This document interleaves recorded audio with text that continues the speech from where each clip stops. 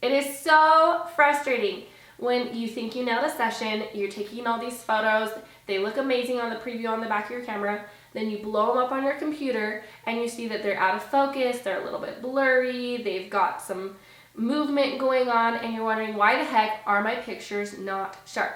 You are the one I love, yeah, you are the one I love.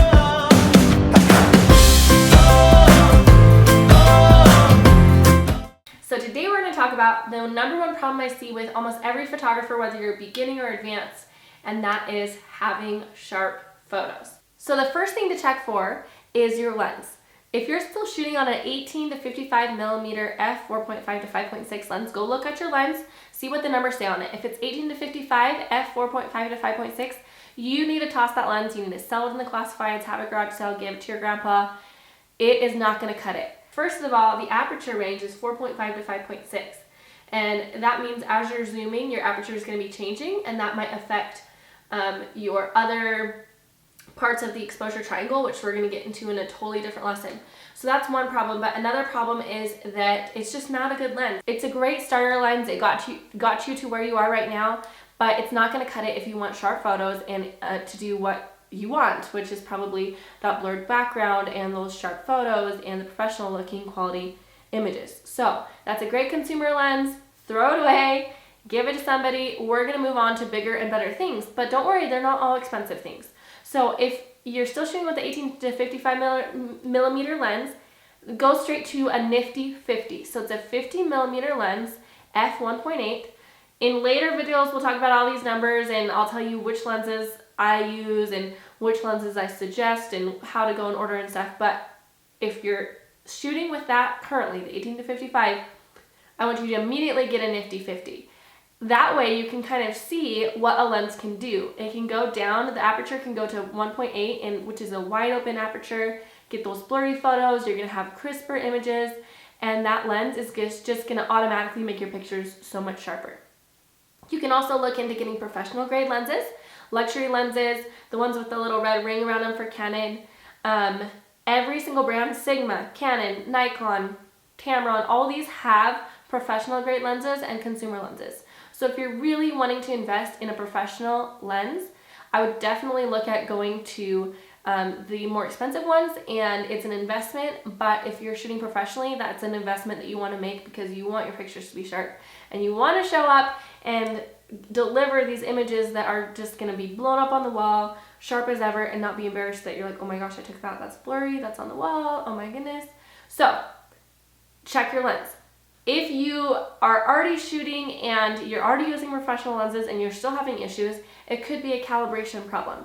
So all of the lenses that go onto your camera body, they need to be calibrated to that body. So even if you have two different bodies, they need to be calibrated to each of those bodies because it's the way it's interacting, your lens is interacting with your body is different when you change lenses and when you change bodies. So this is a body and this is a lens. When I put this on for the first time, I go and calibrate it.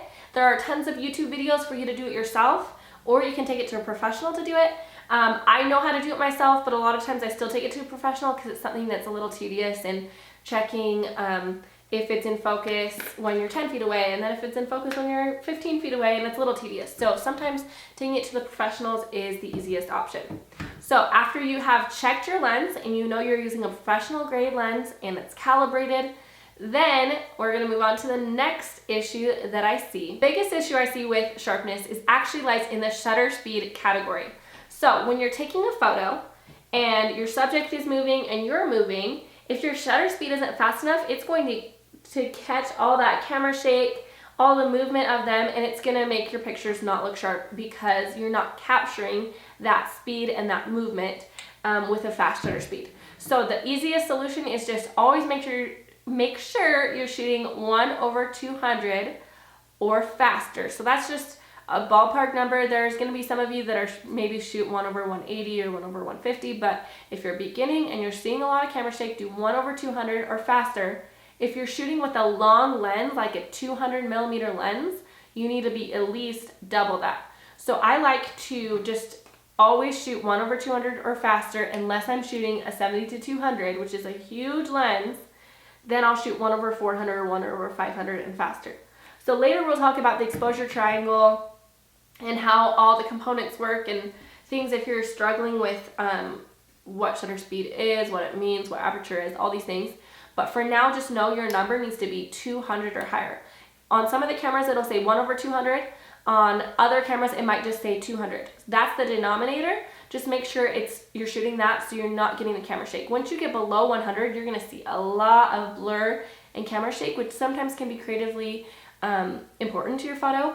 But most of the time, if you're shooting portraits and people, you don't want it to be that low. The last problem I see with photographers having sharpness problems is in the focus. So there are a lot of ways to focus your lens, and that can get confusing and frustrating, and you probably don't even know where to start if you're having issues. So the first way is to manually focus, where you use this little ring on your lens to focus your camera. Make sure when you're doing that, your autofocus thing is set to manual. I wouldn't recommend this, although a lot of videographers do have to do this, but as a photographer, this is not necessary. So I switched mine to AF, autofocus, and then I let my camera help me autofocus, but I don't let them do all the work. So the second way is to have them auto-select the autofocus points. So if they auto-select what they think that you should focus on, that is helpful when you're starting, but ultimately you want to choose them, you want to manually select the autofocus point. So when they auto-select, what happens is you're taking a photo and all those squares will start popping up on the back of your camera or in your viewfinder that says, oh, I found what we need to focus on. And sometimes it's like the bird in the background, or it's their shirt, or it's not their eyes. And we want to be focusing on their face and their eyes most of the time when we're shooting portraits. So the auto-select, your autofocus points, is probably what your camera is set up to start with, but we want to choose it to manually select your autofocus point. So it's going to be different on every camera, so I'm not going to tell you how to set it up. You need to Google your specific camera or open your owner's manual and find it. It's usually in the autofocus menu, but basically then you're going to set your autofocus point, whether it's a grid or if it's a little circle, if it's a little dot, and then when you select, when that dot is lit up and you put it over someone's eyes, that is what your camera is going to choose to focus on. So it's really great because you can do that with your select button, with your shutter button right here, holding it halfway down, focusing and then clicking, or you can set it to be your back button focus. So back button focus is my best friend, and I will do a whole video on back button focus, but basically what you're doing is you're choosing one button to focus and one button to take the photo. So instead of having to refocus every time you take a photo, once you lock that focus in, you can click, click, click, click, click. And if the subject stays in the same spot, you don't have to move your focus.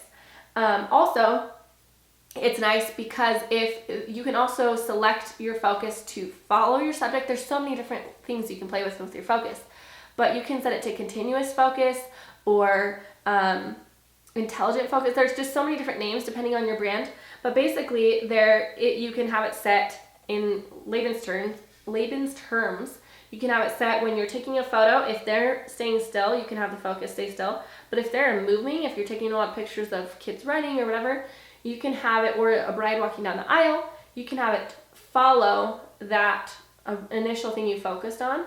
And the intelligent focus inside your camera will help you stay focused on that thing once you back button focus, and then it will follow.